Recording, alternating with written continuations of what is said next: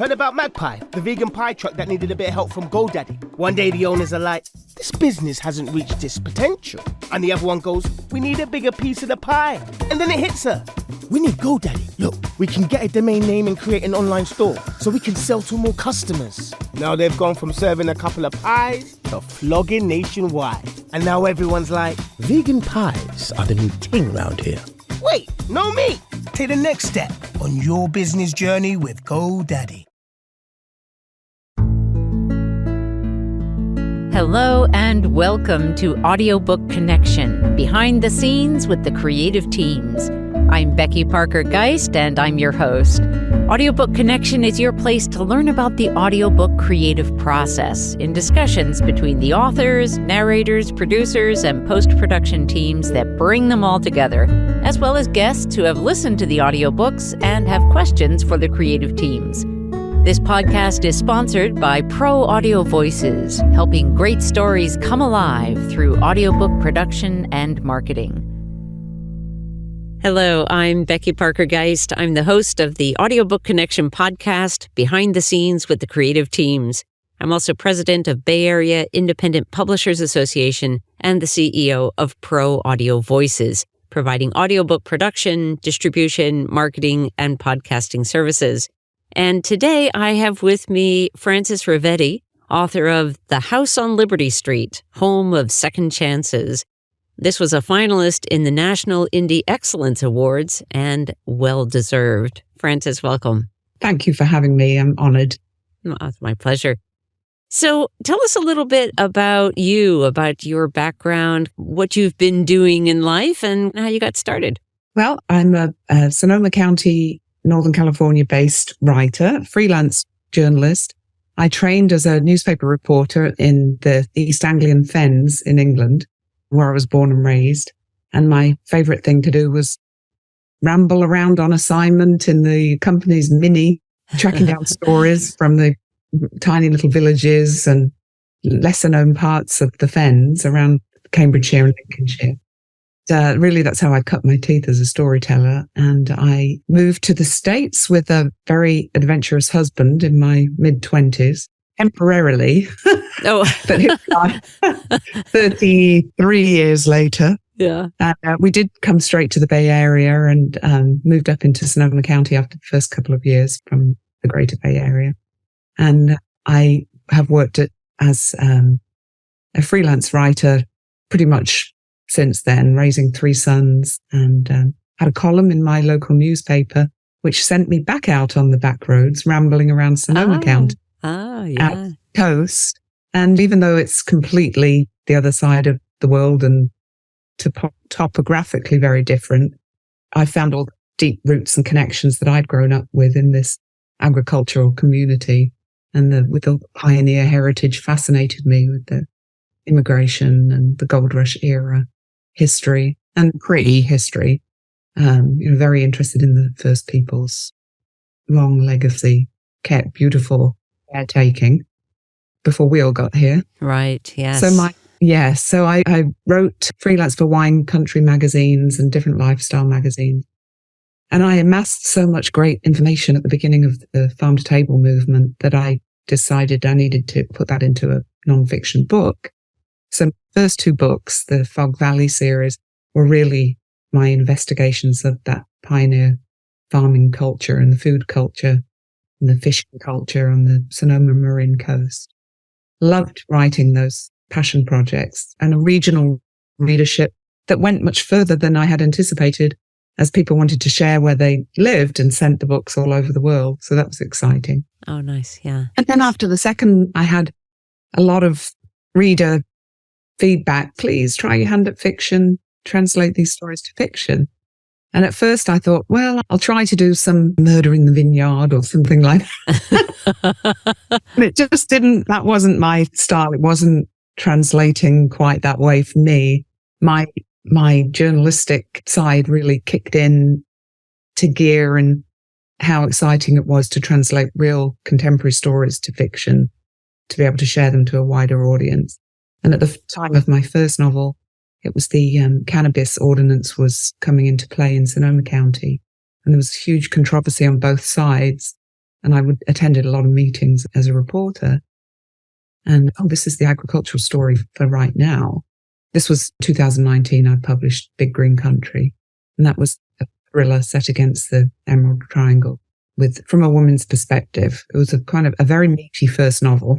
Yeah. So after that, I decided, I think I'll write a Christmas novel and I'll set it in Petaluma, where I live, in the gateway to wine country. And it's going to be in a Victorian house, and it's going to be all warm and cozy. And that'll be a really good second novel after the gritty first one. Well, as soon as I started writing, it took on its real life. Had its way with you, right? Yes. And then another woman-driven story of the house on Liberty Street, the homeowner and her single mother, the daughter who's a single mother, and her granddaughter. And all the action takes place between Christmas Eve and Christmas Day afternoon. And things happen during the night. Yes. So it's been fun with my readers that I've been building up to get the feedback. Oh, we loved being lulled into this simple, traditional wine country Christmas and the preparations then. Oh, look out. Yeah. But yeah, I try to have positive resolutions in my stories as we work through contemporary issues. I think that's my fictional style that seems to have established itself. Yeah. And I really like how you talked about coming from reporting on the small towns and villages in England, and now you live in a smaller town in Northern California. And so a choice in terms of that. Seems like that's your spot. Definitely. And wonderful characters. And yeah, I've met so many fantastic friends in so many different avenues in this area that the stories are just so rich and the history so fantastic. Yeah. Yeah. And was there a particular moment of inspiration for House on Liberty Street? Well, yes, I think I started writing just prior to the start of the pandemic. And so once I really got into that first, second draft, we were in lockdown and I was walking every day with my dog, the historic neighborhoods in Petaluma. I can walk from my house, fortunately, and we would wander for miles, and I'd take in all the Victorian homes in all their various different states of disrepair and completely revamped and, everything in between. And the history is so palpable to me as I am around those houses. I think probably having grown up in the UK where houses are hundreds and hundreds of years old and have gone through so many remodels and different versions of themselves and families. Whereas here, I know many families that can trace back to the first ownership of those Victorians.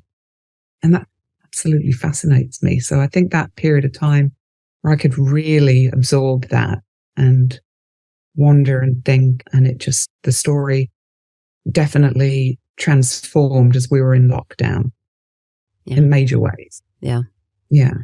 I can picture you walking down the street and looking at these and imagining the thrillers, the stories that might be happening behind those closed doors. Yeah, I could see how that would be very inspiring. I have friends who live on that street. So it is a real street, the Liberty Street, and the house is a fictionalized mixture of several houses on that street. I didn't want to do that to any one particular homeowner.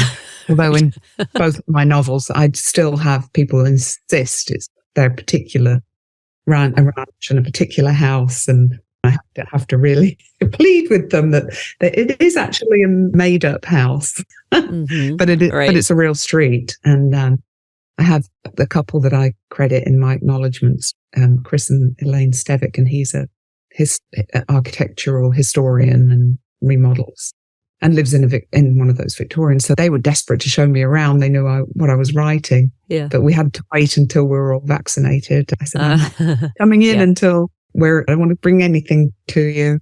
And so once we were able to do that, they gave me a really wonderful tour, and I was able to say, okay, go jump up and down in the upstairs bedroom above the parlor, and what happens to the antique chandelier.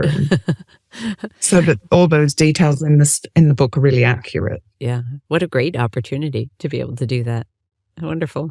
Yeah. That's terrific. Let's take a short pause and we'll come right back and talk a little bit more about the audiobook. of The House on Liberty Street. October 2023 is Thriller Month on Amplify Audiobooks. Don't you dare miss it. AmplifyAudiobooks.com.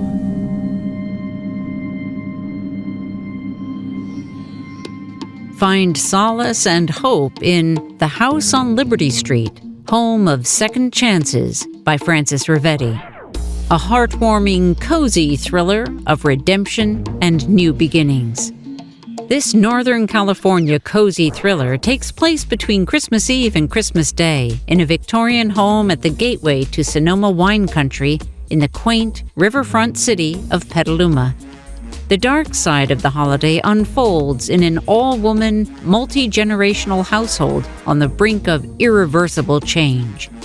Widow Ada Maria and her daughter Gracie, a single mom, are settling in for what they hope will be a quiet, uneventful holiday with slow-pleasured, traditional Italian-American festive preparations. In turn, heartwarming and harrowing, unexpected events occur when a stranger disturbs their sleep in the early hours of Christmas morning. Put another log on the fire, make yourself a cup of tea, and settle in for unforgettable and immersive storytelling as the past, present, and future collide in the company of an unforgettable cast of characters. Get your copy today at AmplifyAudiobooks.com. So Jennifer March did a wonderful job narrating your audiobook. Tell us a little bit about your audiobook process. How did you approach that decision initially to create the audiobook, and then the process? What steps did you take? Well, I've been thinking about audiobooks for a long time and attending BAPA meetings and listening to your presentations and other presentations, and really knowing that I wanted to do that. But as an independent publisher, I take my time in all my steps with my books to really make everything viable financially and build my readership. And when I feel confident enough to take a new publishing step, then, that, and we were really at that point now where I need to do this. And The House on Liberty Street is the one to start with. And I had really come to that realization. I met Jennifer, who I know socially in Sonoma County, at a Halloween party this time last year. And we were chatting about the audiobook possibility. And I knew Jennifer is narrating. And we talked, and I said, Jennifer, you really should be the narrator for this book. She just was the embodiment, I think, for portraying Ada Maria, the main character's voice. She lives, I'm very aware of being a British American. So I have to work very hard in my Northern California novels to try to wheedle out most of my Britishisms that have remained. So so as for a narrator, I wanted someone who really knew precisely this area precisely and would be very authentic in her reading of the characters. And so everything just fit together perfectly with with Jennifer's whole package for it. And I told her I'm not in a hurry, so let's take our time with it. She was able to do a really beautiful job for me. And then really just wonderfully at the same time, Amplify Audio, you kicked off with all your hard work and launched. And I thought, this is just wonderful natural energy, which is what I really enjoy in my publishing process. And all makes sense. And really do, as a woman writer and small publisher, my cover artist is a local artist, fit woman artist on House of Liberty Street. Jennifer's narration, your business. I really love working with other women, which is wonderful. And I'm really happy to say that my books resonate extremely well with men and women. So many readers have said, female readers, I bought the book and my husband loved it. And I think that's interesting because I do write women from the women's perspective, but I think I have 3 sons, grown sons, and my British-Italian husband, who's a force to be reckoned with. And I think I'm able to write the women's story that is not exclusively for women, that men can grasp and share and appreciate. And I think I'm really proud of that. Yeah. I think it's especially interesting considering that it is a cozy thriller, or that you were connecting with Jennifer at a Halloween party. That just seems so somehow perfect. Yes. Yes. Petaluma, it's so this community. And the heritage home influence in this community, even if you don't live in one, is huge and very much appreciated and celebrated. Yeah. For those of our listeners that haven't yet had the chance, but hopefully will have the chance to listen to The House on Liberty Street, would you like to tell them just a little bit about, just a teaser about the story itself? Yes. So it starts set Christmas Eve 2019, just as we're about the world turning itself upside down. And Ada Maria is in her mid-70s. She's a born and bred Italian-American, Northern California, a Victorian homeowner. And she's multi-generational, handed down, and she's struggling to keep the house together with all the rising costs of inflation and building materials and repairs. And her daughter, Gracie, who's a teacher, had moved back in with her two little girls after a very difficult, troubled marriage that she'd exited. So they're settling down for Christmas Eve. They're planning to have a very traditional, fairly frugal Christmas Eve with all the wonderful foods that we have here in southern Sonoma County and coastal West Marin, crab, and all her traditional Italian recipes are being prepared for the four of them. And tables are being let and the fires are lit. And it's a very wet Christmas Eve afternoon, progressively getting worse. So as the evening progresses, Gracie takes a little outing with the girls, comes home. She actually has a date in the speakeasy and takes off for a brief while, comes back. Ada Maria is asleep, or trying to sleep. Gracie's asleep, the girls are asleep, and they have an intruder. First one and then a second intruder during the night. And the two women have to figure out how to navigate that. Yeah. And so it's a very small ensemble cast of characters. And we get to really address all the things that have been going on in their lives and their own relationship with each other and things that haven't been faced in the past and that need to be. And I work through a tremendous amount of material in 24 hours. But it's once you get into the action, it's pretty fast paced and very gripping. And what would you say are some of the issues that the story calls up that you're able to address and work with for those characters? I think in Shaw, where we've had prejudice, deep-rooted prejudice that people don't realize it exists, that's one of the major issues. This is a multi-generational and multi-racial story. So we address through all the different characters how relationships have been perceived or accepted or not accepted in the past. So that's a major theme, is recognizing when we've had our own prejudices and how to move forward from that. And the other major theme is change and learning how sometimes the old ways are not applicable anymore and we have to open our minds to new ways. I think for elderly people, feeling the generation of feeling that they're becoming invisible, how we recognize that and make that something that's not happening, how all the generations can work together and live together. And then and be respectful of one another.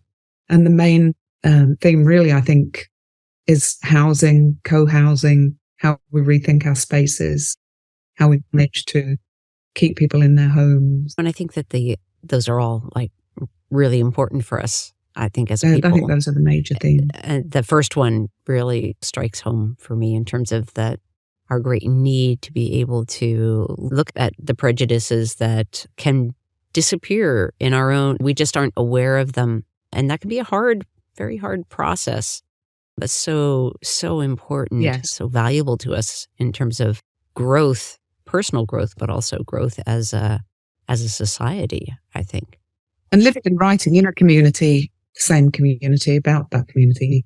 I can't be too hard on people too, as a community whole. So that's always an interesting, the journalistic side of me keeps that in mind. And I've had really good feedback from people discussing that topic, that but it wasn't offending anyone. But it did make That's people really good. Yeah. feel and think and open up conversation.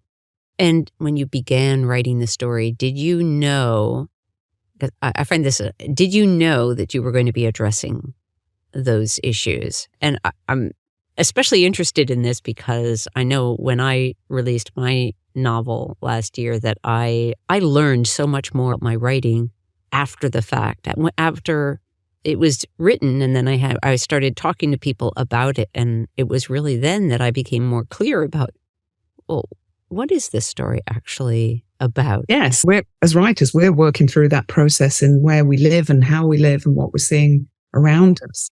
And it is a surprise how some of that processes into our writing. And then during the editing phase, that's where it really develops for me. And I have a concept editor, Elaine Silver, but I also work with my oldest son, who's 32. He's a multimedia editor on several rounds. And that's been an invaluable relationship because he can really bring a different generational conversation to my writing.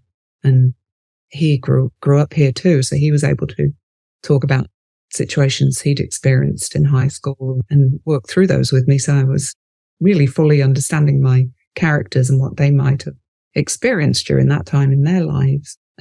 And it's really good to have that encouragement to go a bit deeper and explore deeper and talk about things we might think, I'll be more polite and brush that aside.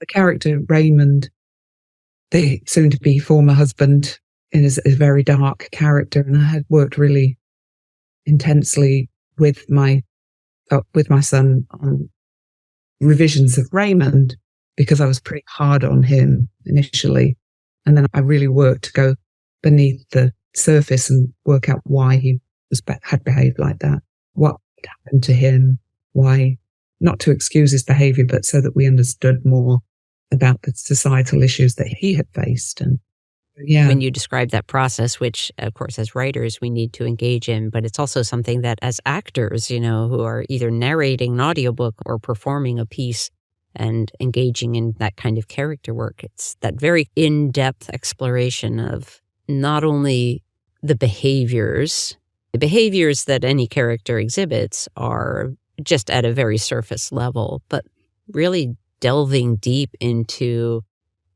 not only the why, but really coming to understand the why, I think is a whole additional level of depth that brings great value to us as readers, as audience as well. Because when you've gone through that for us initially, then we're able to better, I think, tap into understanding each other as humans. Because we're complicated. Life is complicated. Yes. Yeah. Yeah, it is. Yeah. And I really am enjoying the process of writing stories based in the area that where I live and really know, because there's so much beneath that, the actual words that are in the story, that so much experience and questioning and understanding and figuring things out to create those characters that you couldn't possibly do if you didn't know that region to that level. And a lot of readers ask me, well, when are you going to write stories set in the UK where you grew up? So when I have enough time to go over there for a chunk of time and really be back there doing my writing. Yeah. It says a lot to be immersed in the culture that you're writing in. Yeah. Yeah. Yes. So what's your either your aspiration with this particular project moving forward, or what's coming up next for you? What are you looking ahead to? My aspiration with this project is with the audiobook. I really am excited for the next couple of years for getting that book into nuances globally. I think it really, this particular story, I think has the potential to go much further afield with the audiobook. And just when I listened to Jennifer's files, it transported me. I didn't even feel I'd written the story. It was like, oh my goodness, this is such a great experience. I'm fairly new to audiobooks myself, so I'm really excited about it. And I think as the small publisher, the hardest thing is self-promotion and marketing. And so having new tools in the toolbox is really exciting, and it gives me more more energy to, I think, to go out there and push it out into the world. Yeah, every book and every different new version of the book, I think, reaches a new audience for me. And I'm fully understanding the patience that it takes to develop a good readership. And it is definitely happening. And that's exciting. But yeah, advice to new authors, it's definitely not a sprint, it's a marathon, and really learning all these wonderful new platforms and tools and sticking with it is key. Yeah, great. So yes, building my readership is my aspiration. Beautiful. And we're so thrilled to have the House on Liberty Street on Amplify Audiobooks. And I encourage our listeners to get it there. That's the best place to support the author in the audiobook world. Frances, I just want to thank you for taking this time to spend with me and talk about your project. It's wonderful. Again, this is Frances Rivetti and The House on Liberty Street, Home of Second Chances, a cozy thriller now available on Amplify Audiobooks. Thank you. Thanks so much, Becky. Okay. And thanks to our listeners. We look forward to having you back with us for our next show. Thanks for joining us for Audiobook Connection, behind the scenes with the creative teams. Please take a moment to subscribe at audiobookconnection.com. The podcast is sponsored by Pro Audio Voices, helping great stories come alive through audiobook production and marketing. Learn more at proaudiovoices.com. Again, thanks for being with us, and please join us next week.